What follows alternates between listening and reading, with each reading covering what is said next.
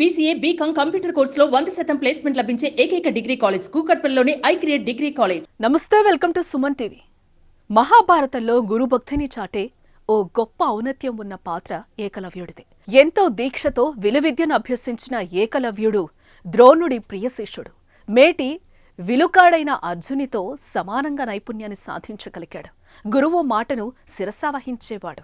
గురువుకి దక్షిణగా తన బొటనవేలు ఇచ్చి చరిత్రలో నిలిచిపోయాడు. అచ్చం దానికి పోలే కథే ఇక్కడ చోటు చేసుకుంది. అక్కడ గురువు కోసం బొటనవేలును ఏకలవ్యుడు త్యాగం చేస్తే, ఇక్కడ దేశం కోసం ఓ హాకీ ఆటగాడు తన ఉంగరపు వేలును తొలగించుకుని ఔరా అనిపించుకుంటున్నాడు.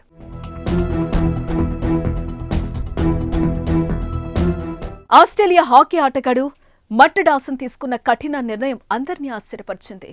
డిపెండర్ అయిన డాసన్ కుడి చేతి ఉంగరపు వేలికి ఇటీవల పెద్ద గాయమే అయింది. శస్త్రచికిత్స చేసుకున్నా కోలుకునేందుకు చాలా సమయం పట్టనుంది. అదే జరిగితే ఈ నెల 26 నుంచి ప్రారంభం కానున్న ఒలింపిక్స్ కు దూరం అవుతాడు. దీన్ని జీర్ణించుకోలేకపోయిన డాసన్ ఎలాగైనా దేశం తరపున ఒలింపిక్స్ లో ఆడాలని నిర్ణయించుకున్నాడు.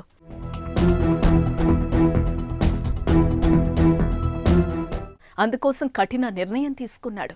గాయమైన వేలి పైపాకాన్ని పూర్తిగా తొలగించుకుని దేశంపైన, ఆటపైన తనకున్న మక్కువను చాటుకున్నాడు. వేలు తొలగించుకోవటానికి ముందు ఆ విషయాన్ని భార్యకు చెప్పానని, ఆమె వద్దని వారించిందని చెప్పాడు.